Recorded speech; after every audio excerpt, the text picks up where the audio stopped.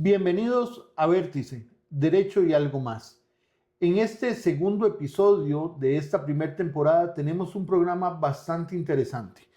Y es que en Costa Rica, a partir del año 2017 se dio un cambio trascendental en el tema del derecho laboral.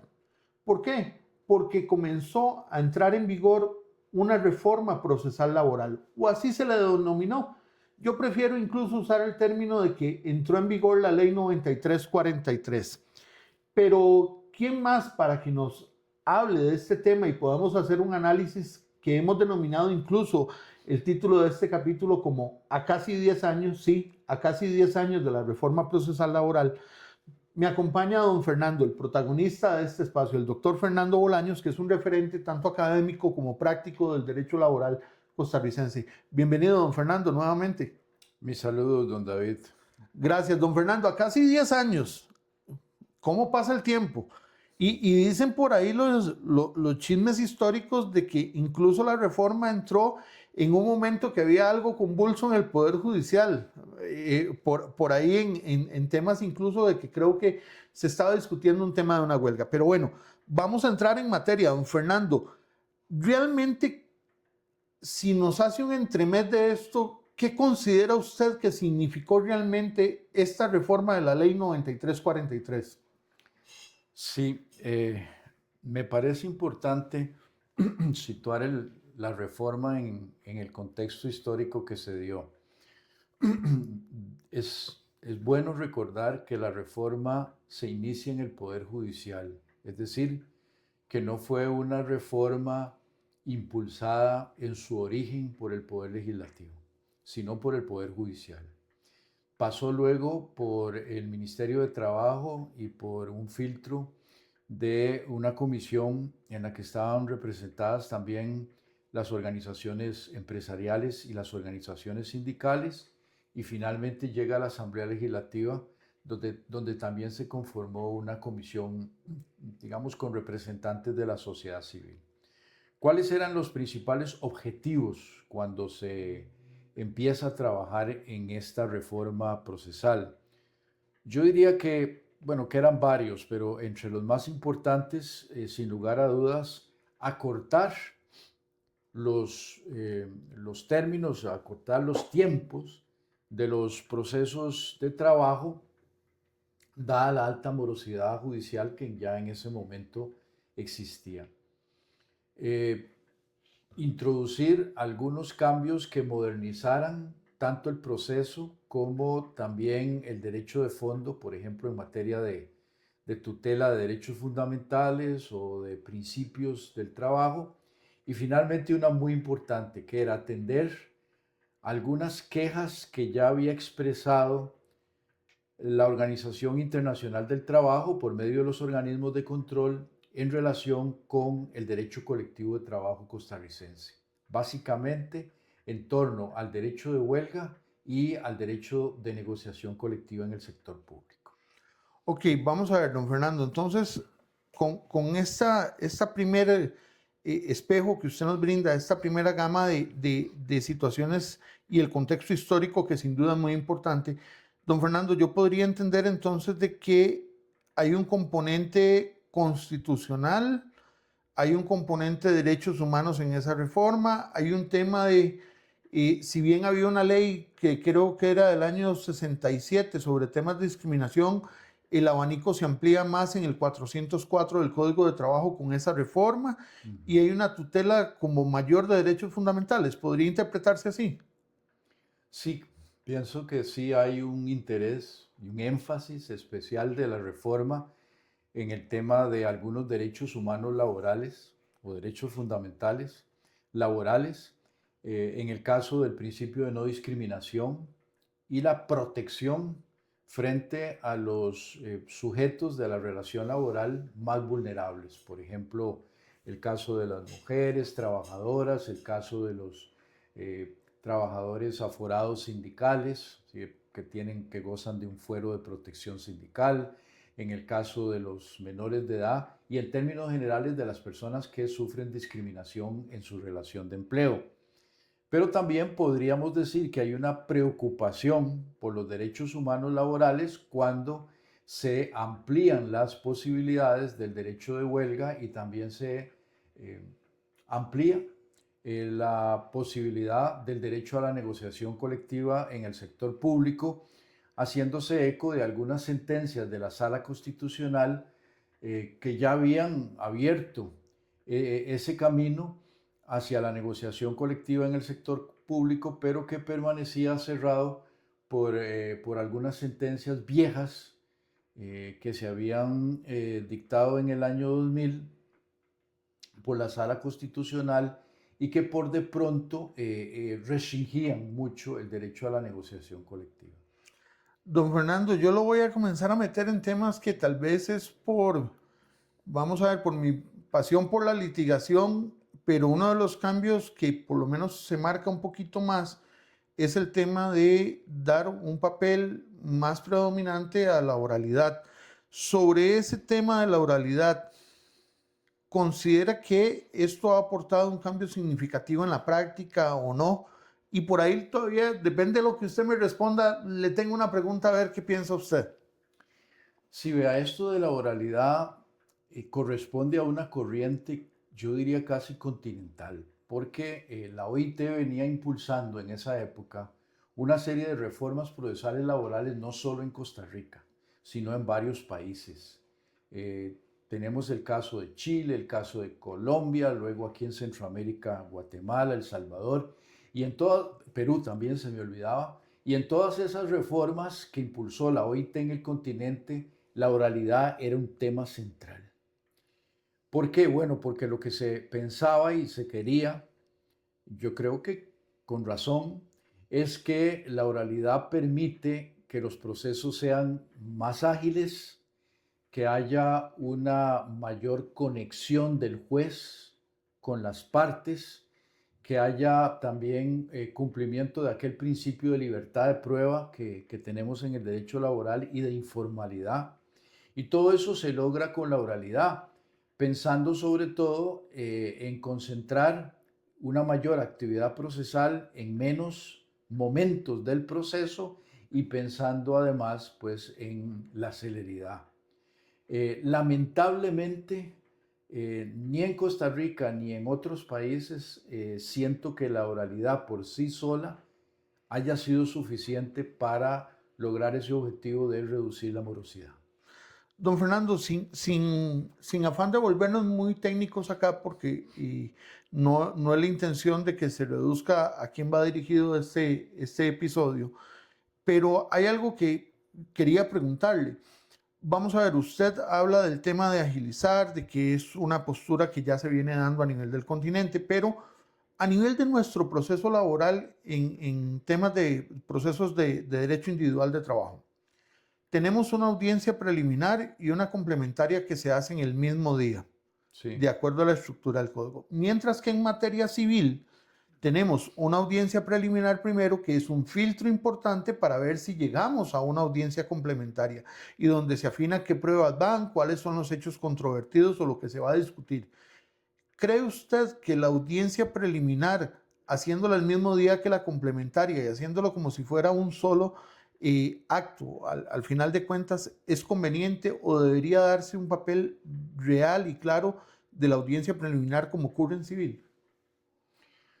No, yo pienso que nuestra reforma procesal laboral está pensada para que haya una sola audiencia y en casos especiales, por la complejidad del asunto, que se divida en dos audiencias. ¿Por qué? Bueno, porque nuevamente en el derecho laboral tenemos principios muy claros, principios procesales de celeridad y concentración. De hecho, en otras reformas procesales en el derecho comparado que se han dado en América, es una sola audiencia. Yo estoy de acuerdo con que sea una sola audiencia. Me parece que no podemos comparar el derecho procesal laboral con el derecho procesal civil. Ellos tienen otros principios. En el caso nuestro debe privar o deben privar los principios de celeridad y concentración. Ahora, que los señores jueces y los litigantes hagan buen uso de, de las audiencias, ya ese es otro tema. Ok. Ahí creo que nos queda material para un próximo episodio de cuestionar un poquito más ese papel de la preliminar y la complementaria Mm. como una única audiencia. Y esto es lo bueno de estos episodios, que se va comprometiendo usted cada vez más, don Fernando. O sea, vamos a tener que extendernos con el programa de episodios. Don Fernando, usted decía hace unos minutos, antes de entrar al tema de la oralidad, que fue culpa mía que lo metí ahí, hablaba de los derechos fundamentales y de la protección que vino con la reforma. Ahora, yo quisiera tirarle una pregunta que para mí me causa mucha mella por la práctica. En los procesos sobre temas discriminatorios o procesos de fuero, se entiende que son procesos sumarísimos, o sea, muy rápidos. ¿Cree usted realmente que en la práctica, una cosa es lo que dijo la reforma, pero en la práctica realmente son sumarísimos esos procesos y realmente tienen la agilidad que se esperaba con la reforma? Sí, don David, bueno, ya usted me está trasladando, digamos, a otro macrotema que son, o que podemos catalogar como los aspectos negativos o que no salieron bien de la reforma. Yo creo que uno de los problemas que estamos sufriendo en este momento es lo que yo llamaría una mala distribución funcional de las competencias en materia laboral. Eh, Tenemos por ahí una sala segunda de la Corte Suprema de Justicia, es decir, la sala de casación, totalmente abarrotada, conociendo en segunda instancia de este tipo de procesos que usted menciona, que son procesos sumarísimos para la tutela de derechos fundamentales, mientras tenemos tribunales de trabajo muy bien integrados, con jueces muy capacitados, que les sobra el tiempo. Y eso me parece que ha contribuido a que la morosidad judicial no solo no se reduzca, sino que, de acuerdo por lo menos con un estudio que leí hace poco del programa del Estado de la Nación, haya aumentado. O sea, es muy triste decirlo, pero la reforma procesal laboral no logró reducir la morosidad y por el contrario pareciera, de acuerdo con el programa del Estado de la Nación y sus números, que la morosidad ha aumentado. En eso, don Fernando, creo que incluso hay un tema que según lo que hemos conversado, lo vamos a tratar en un episodio exclusivo para ello, pero aquí es donde esa saturación y esa morosidad, a mí me preocupa la salud mental de los jueces y juezas que tenemos en los juzgados resolviendo con una carga muy alta, ¿verdad? Y que esto aumenta la morosidad. Pero bueno, eso, como dirían popularmente, es un enano de otro cuento, lo tocaremos en otro episodio. Don Fernando, quiero retomarle en algo que espero no ser provocativo con lo que voy a decir. Usted mencionó que la reforma procesal laboral nos trajo cambios en la negociación colectiva, en el tema del derecho a huelga. ¿Realmente esos cambios se mantienen o no? ¿O hubo algunas reformas que nos entorpecieron o que implicó un retroceso? Me gustaría conocer su visión sobre el tema. Sí, la reforma procesal iba encaminada en ese terreno de dos maneras o en dos direcciones. Una era permitir la negociación colectiva en el sector público, siempre limitada de acuerdo con ciertas, digamos, condiciones especiales que son propias de una negociación colectiva con el Estado y sus instituciones. Entonces, la reforma que hizo, bueno, tomó un reglamento que había por allí de negociación colectiva en el sector público, cogió de ese reglamento digamos, lo que estaba muy bien y lo mejoró. Se determinó mucho mejor cuáles eran, perdón, los sujetos que tenían posibilidad de beneficiarse de un convenio colectivo, es decir, lo que nosotros denominamos el ámbito subjetivo de la negociación colectiva. Se determinaron y se hizo una lista bastante exhaustiva de las materias que podían ser objeto de una convención colectiva en el sector público y se aclaró mucho el procedimiento. Esto en cuanto a la negociación colectiva en el sector público. Y en cuanto al derecho de huelga, se modernizó el derecho de huelga para adaptarlo a lo que es el ejercicio de ese derecho en países con mayor desarrollo que el nuestro en materia de derecho colectivo de trabajo. Y entonces, por ejemplo, se creó la posibilidad de los servicios mínimos como una forma de permitir el ejercicio del derecho de huelga en servicios esenciales, pero condicionado a que se prestaran servicios mínimos cuya responsabilidad recaía directamente en los organizadores. Pero además se rebajó o se eliminó el porcentaje que legal y jurisprudencialmente se había establecido para poder ir al derecho de huelga. Se aclaró que los sindicatos podían perfectamente convocar a un derecho, perdón, al ejercicio de una huelga, y no solamente las coaliciones temporales como estaba en el pasado. En fin, yo diría que se acomodó el derecho de huelga más o menos a los criterios del derecho comparado y de la Organización Internacional del Trabajo.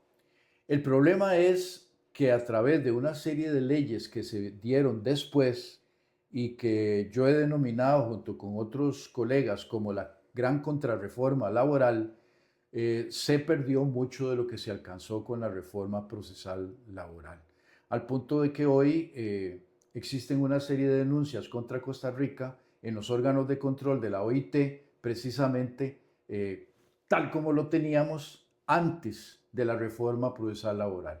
Pero David, este es un tema tan amplio y tan complejo que yo preferiría que lo dejáramos para un próximo capítulo.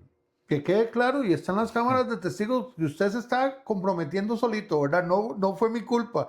Yo solo tiré una pregunta, pero bueno, bienvenido sea ese otro episodio para tratar de este tema.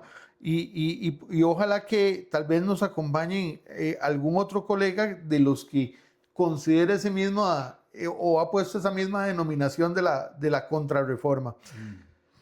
Don Fernando, son casi 10 años. En 10 años pasan muchas cosas. En 10 años ha crecido mucho la criatura y hay que ver también qué cosas podría decirse que no necesariamente están tan bien. Usted ya nos dio una pincelada con el tema de la agilización de los procesos y el tema de la mora judicial. ¿Siente usted, don Fernando, vamos, es solamente una pregunta, no sé qué tan inocente sea de mi parte, pero es una pregunta al fin y al cabo. ¿Cree usted de que a esa reforma le faltó un acompañamiento de presupuesto, de recursos? Sí, indudablemente que hay un problema de recursos. Vea usted, por ejemplo, lo que está pasando ahora con el juzgado de ejecución de sentencias que crearon en San José, un juzgado con apenas 4 o 5 jueces para resolver miles de expedientes. Nosotros los litigantes estamos sufriendo terriblemente porque después de un juicio que duró 5, 6, 10 años, nos enfrentamos a un proceso de ejecución de sentencia de 2, 3 años más. Y ese es un tema que tiene que ver con recursos. Creo ciertamente que la reforma procesal laboral debió haber sido fortalecida con una mayor cantidad de recursos, pero siento también que se han cometido y que se cometen errores. Ya señalé uno, el problema de la competencia de la Sala Segunda de la Corte Suprema de Justicia, de la Sala de Casación, que prácticamente dobló el tiempo que dura en resolver un recurso de casación, con lo cual los procesos se hacen larguísimos. La falta de salas y de jueces para atender tantas audiencias orales. Pero hay otros problemas que yo los he venido señalando, que no tienen que ver ni siquiera con el Poder Judicial, como es el problema de la altísima litigiosidad que hay en Costa Rica en materia laboral por una falta de cultura de negociación. Una de las cosas que impulsó la reforma procesal laboral, y así lo dice expresamente, son los medios alternativos de resolución de conflictos, porque lo que se quería era que las personas trabajadoras y las personas del empresariado, de la patronal, tuvieran mayor cantidad de medios institucionales para resolver sus conflictos sin necesidad de llegar a un juicio. Eso no ha sucedido porque no hay una cultura de negociación colectiva. De allí que yo siempre he pensado que una de las grandes reformas que nos faltó fue la conciliación obligatoria previa antes de acudir a los tribunales de justicia, lo cual ya se da en otros países muy avanzados, sobre todo en Europa, y donde han logrado que una cantidad muy importante de conflictos de trabajo se solucionen sin necesidad de acudir a los tribunales de justicia. Bueno, por lo menos en la práctica, don Fernando, he logrado ver que algunos, pero esto en muy raras ocasiones sucede y convocan a una audiencia de conciliación previa antes de dar y curso total al proceso. Pero esa no debería ser la excepción, como dice usted, debería ser una regla que ayudaría mucho. Don Fernando, para cerrar este tema de esta parte de los problemas en la gestión, ¿considera usted que la sala debió dejar o quedar con un papel como estaba antes, el recurso de casación, y darle más peso a los tribunales de apelación? Sí, tal vez empecemos diciendo que el hecho de que se redujera de 3 a 2 instancias el tiempo o el íter del proceso, el tiempo por el que se extiende el proceso, está bien. Si yo no critico esa reforma. Lo que sí me parece que estuvo mal fue la distribución de las funciones en términos de a quién le correspondía o qué materias correspondía resolver mediante el recurso de apelación y qué materias correspondía resolver, o qué asuntos, tal vez, para decirlo precisamente, qué asuntos correspondía resolver a la sala de casación. Al final, ¿qué fue lo que pasó? Que le dejamos tantas cosas a la sala de casación que la sala no tiene la capacidad para resolver en el corto tiempo esa cantidad tan grande de procesos, y tampoco me parece que subir la cuantía demasiado sea la solución. Yo siento que la solución es hacer un reacomodo de los asuntos que llegan en apelación a los tribunales superiores de trabajo y los que llegan a la sala segunda, para lograr una mayor eficacia en la utilización de los recursos con que cuenta el Poder Judicial. De hecho, don Fernando, eso que usted acaba de mencionar con respecto a subir la cuantía y que no ha sido la solución tampoco, muestra es de que en materia laboral la cuantía es muy superior a la que se utiliza en materia civil para saber o determinar ese tipo de competencia funcional. Y aún así, aunque vamos a ver, ya hace bastante tiempo se modificó, es claro lo que usted nos dice, no ha habido una mejoría por el solo hecho de subir la cuantía, ¿verdad? Esa no fue no fue la solución, Sí. ¿verdad? Ahora, don Fernando, ya para ir cerrando en este programa, porque ya hemos ido abarcando los tópicos propuestos por usted, don Fernando, para cerrar, me gustaría una reflexión de parte suya de a estos casi 10 años, ¿qué fue positivo y qué fue negativo con la reforma? Bueno, a mí me parece que los cambios en la estructura del proceso fueron positivos. Eh, es posible que todavía se podrían hacer algunas mejoras. Por ejemplo, sé que en Guatemala tienen una estructura del proceso que permite que la contestación de la demanda se haga en la primera audiencia. con lo cual se ganan un tiempo importante. Podríamos pensar en cosas así como para aligerar el proceso, pero en términos generales, la estructura que se le dio me parece bien. Siento que la idea inicial de impulsar los medios de solución alternativa de conflictos también es una excelente idea, solo que hay que eh, impulsarla con algunos estímulos importantes o incluso, ¿por qué no?, llegar a digamos, algunos cambios obligatorios, como podría ser la conciliación administrativa previa antes de llegar a la vía judicial, forzando las conciliaciones como una forma de reducir también la mora judicial y también de fomentar la cultura de negociación en este país.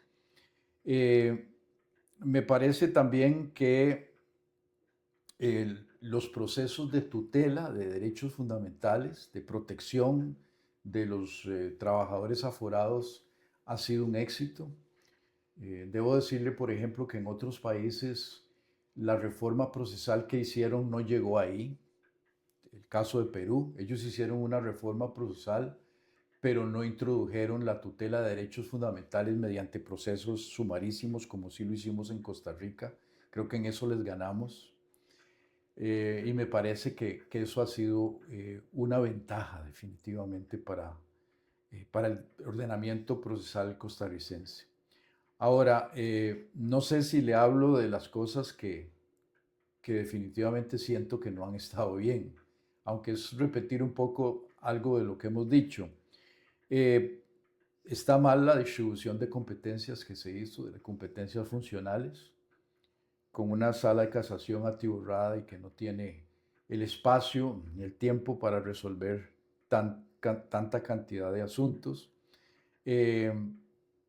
Siento que si hubiera que reformar en este momento el Código de Trabajo, habría que intentar regresar al espíritu original de las normas en materia de derecho colectivo de trabajo, lo que queríamos hacer cuando facilitamos la negociación colectiva en el sector público, eliminando, por ejemplo, la posibilidad de que el Ministerio de Trabajo se convierta en un tercer negociador que le impide a las partes negociar libremente, como sucede en este momento, imponiendo prácticamente sus criterios a las partes que negocian en el sector público.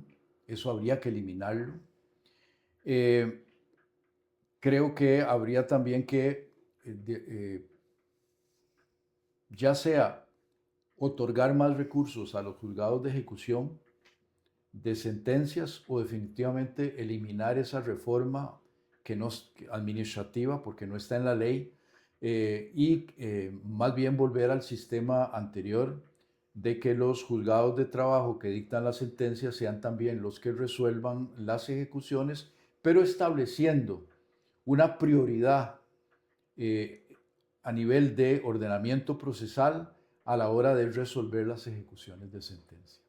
Gracias por esa reflexión, don Fernando, para el cierre de este programa.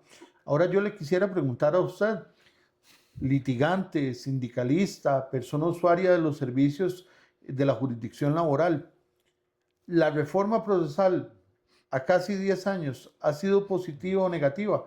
Cuéntenos qué le ha parecido esta reforma, qué contacto ha tenido usted con la reforma y háganoslo saber en los comentarios de este video en nuestras redes sociales. Con esto daríamos fin a este programa y ya con esta reflexión que nos hizo don Fernando, pero yo le voy a jugar chueco a usted. Yo le pedí una reflexión primero, pero en realidad no me voy a quedar con el antojo. Lo que tenía ganas era de hacerle una pregunta directa. Sí. Si don Fernando Bolaños Céspedes en este momento tuviera la posibilidad de revisar la reforma procesal laboral y tener la potestad de hacer con ella cambios, le voy a pedir que nos responda a esta última pregunta. ¿Qué 3 cosas mantendría usted de la reforma y qué 3 cosas cambiaría? Si don Fernando Bolaños Céspedes lo tuviera esa potestad en estos momentos de hacer eso? Sí, las tres cosas que mantendría es la estructura del proceso, mantendría la tutela de derechos fundamentales, pero trasladando el recurso de apelación a los tribunales superiores de trabajo, y volvería sobre las normas originales que se introdujeron en materia de huelga y en materia de negociación colectiva, eliminando las reformas posteriores que dieron al traste con lo que se quiso hacer en aquel momento. Y entre las cosas que yo eliminaría, sería, y aquí me repito, seguramente eliminaría la distribución funcional que hay en este momento de las competencias entre los tribunales superiores y la sala de casación. Eliminaría seguramente los juzgados de ejecución de sentencia tal como están funcionando en este momento y plantearía una reforma de otro tipo. Y hay un tema por ahí que a mí me parece con lo que nunca estuve de acuerdo, que fue en materia de riesgos del trabajo, eliminar la posibilidad de que las partes pudieran acudir al Consejo de Seguridad, de Seguridad Ocupacional, de Salud Ocupacional, que conocía en segunda instancia de los dictámenes de la medicatura forense. No sé si usted recuerda esa reforma, pero ahora si usted está inconforme con el dictamen de un médico forense en materia de riesgos del trabajo, a usted solo le queda la posibilidad de contratar con recursos propios un perito externo. No estoy de acuerdo con eso. He tenido casos, conocí casos en que los peritos médicos forenses que resuelven en primera instancia lo hacen de una manera demasiado rápida, demasiado caprichosa, incluso a veces arbitraria, y las posibilidades para los trabajadores de pocos recursos de acudir a una revisión del dictamen médico legal son mínimas, porque si son trabajadores que no tienen fondos con que cubrir un peritaje particular, pues tendrán que conformarse con lo que diga el médico forense que examinó el caso en un primer momento. Eso lo cambiaría para volver al sistema anterior. Muy interesantes esas observaciones, don Fernando. Y de verdad, gracias por responder esa pregunta capricho de este servidor, porque vea que ya estábamos prácticamente ya teníamos el cierre del programa. Pues bueno, les invitamos a que nos acompañen en el próximo episodio, que sin duda alguna el tema va a ser igual de importante, igual de actual, y esperamos que nos sigan. Y por favor, suscríbase a nuestro canal para que le lleguen los avisos de cuando haya nuevos videos y nuevo material. Que la pasen muy bien. Hasta luego.